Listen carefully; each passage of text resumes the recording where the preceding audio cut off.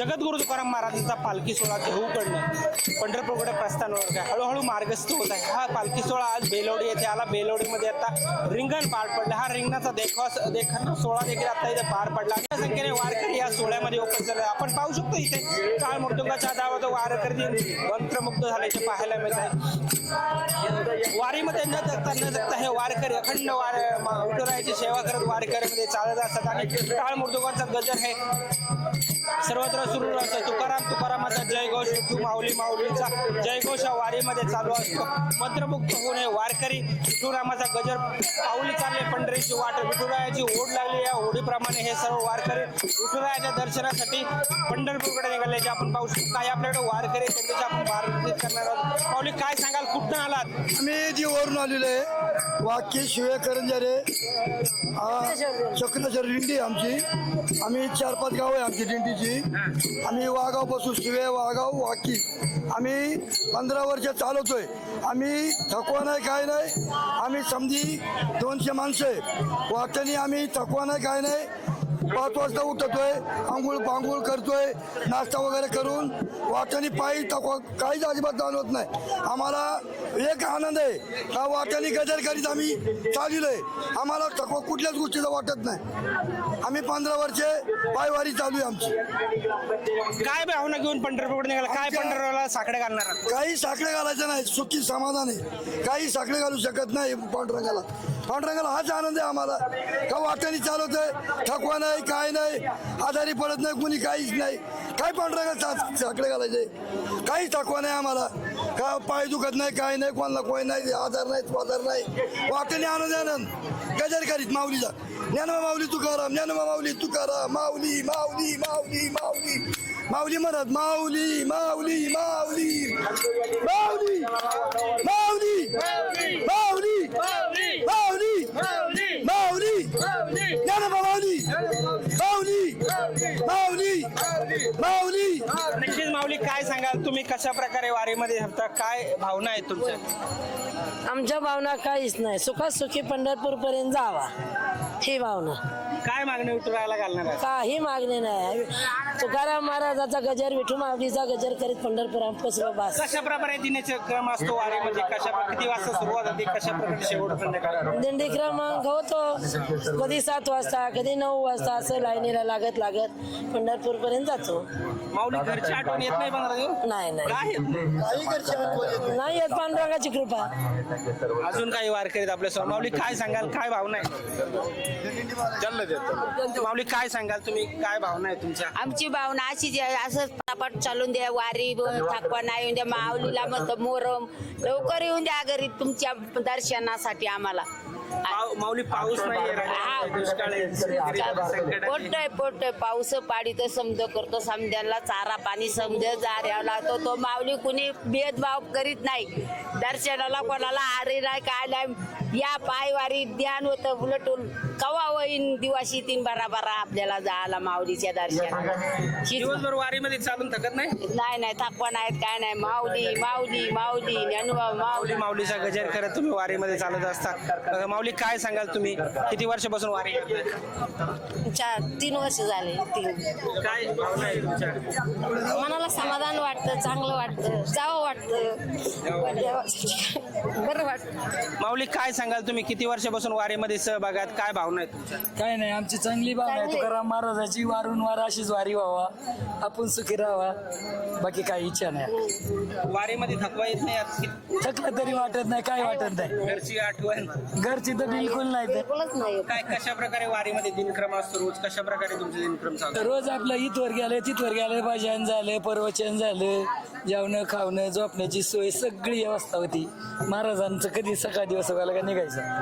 नक्कीच अजून देखील काय आहेत वारकरीत आपल्याला काय सांगाल माऊली, कशा प्रकारे वारीचा दिनक्रम असतो, कशा तुमच्या दिंडीचा क्रम असतो? माऊली 370 क्रमांक दिंडीच्या मागं तुकाराम महाराजाच्या पालखी मागं आपले दिंडी वनदेव चक्रेश्वर दिंडीचं नाव आहे. आणि मी दिंडीचा अध्यक्ष या नात्याने तुम्हाला सांगू शकतो, आम्हाला अशी आस लागते का केव्हा पंढरीची वारी आपल्याला घडण आणि सुखी समाधानाने हे आता आज आमची 200-250 लोक असतात. सगळी शेतकरी लोक आहे, शेतात कामं करून आणि वारीसाठी येतात. तोच आम्हाला खूप मोठा आनंद आहे. आणि सर्व मंडळी एक कुटुंब व्यवस्थित राहत नाही, मग सगळी गोळा मिळाली 200-250 लोक एकत्र राहतात. संध्याकाळची भजन झाल्याच्या नंतर आणि थोडी झोपतात. 2:30-3 वाजल्याच्यानंतर सकाळी पांडुरंग त्यांच्याहून हात फिरून सगळ्यांना चांगलं व्यवस्थित आनंदित होतं आणि सगळ्यांचा थकवा दूर करतो.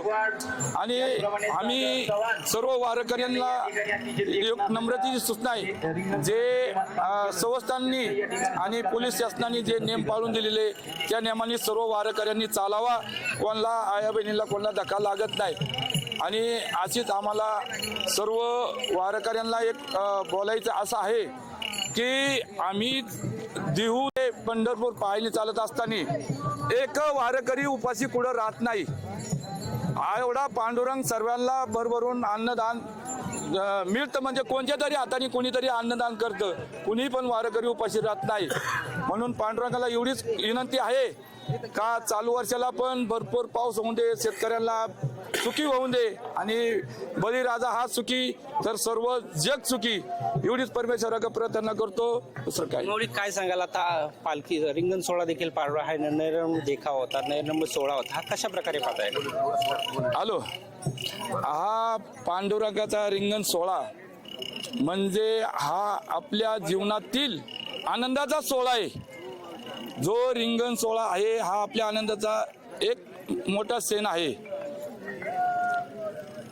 माऊली काय सांगाल, आता रिंगण सोहळा पार पडलाय, हा सोहळा तुम्ही डोळ्यांनी पाहिलाय, काय भावना आहे? हो, खूप छान आहे, आम्हाला आवडलाय. नक्कीच अजून देखील काय माऊलीत आपल्याला काय सांगाल, माऊली कुठनं आलात आणि काय? रामकृष्ण हरी मंडळ. आम्ही शिवे ते वाघावरून आमची दिंडी निघाली आहे, 3रं वर्ष आहे संत.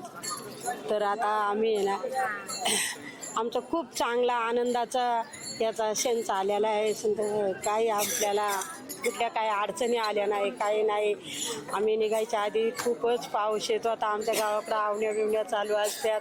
तर आम्ही खूप कष्ट करतो शेतामध्ये, पण आम्हाला काहीच वाटत नाही. त्याचं वारी एकदा महाराज निघाले का देऊमधून आम्हाला खूप आनंद होतो. आम्हाला वाटतं कधी वारीला जायचं. माझं हे 5 वर्ष वारी करीते. नक्कीच आता ह्या सर्व वारकऱ्यांना विठुरायाच्या दर्शनाची आस लागल्याची चित्र आपल्याला पाहायला मिळतं आणि सगळे वारकरी पंढरपूरच्या दिशेने विठुरायाच्या दर्शनासाठी निघालेले. माऊली काय सांगाल, काय भावना आहे तुमच्या? आता रिंगण सोहळा पार पडलाय. हा सोहळा रिंगण सोहळा म्हणजे काय? रिंगण सोहळा म्हणजे आमच्या माऊलीचं रिंगण असू द्या किंवा तुकाराम महाराजांचं रिंगण असू द्या, जे अश्व पळतात, ते अश्व पळल्यानंतर त्यांच्या पायाखालची जी माती असते, संत चरण रज लागत असत वासनेची बीज जळली जाई, त्या आणि अश्वाच्या पायाखालची माती जर आपण आपल्या एका कागदामध्ये किंवा रुमालामध्ये घेऊन जर वर्षभर आपल्या देवघरात ठेवली आणि ज्या वेळेला आपलं डोकं दुखल त्यावेळेला जर ते लावलं तर आपले वेदना आणि त्या नष्ट होतात. आणि हा सोहळा किती वर्ष तुम्ही पहा, नवीन नवीन वर्षानं नवीन नवीन सोहळा आणि नवीन नवीन पाहायला भेटतं, नवीन नवीन पाहायला भेटतं. म्हणून जन्माला आल्यानंतर ही वारी चुकू नये. नक्कीच आताच आपण पाहिलं, जन्माला आल्यानंतर ही वारी चुकू नये अशी देखील भावना या वारकऱ्यांकडून व्यक्त केल्या जातात. सचिन धुमाळ, LS मराठी. एक छान नाटक आहे, सगळ्यांनी बघायला या.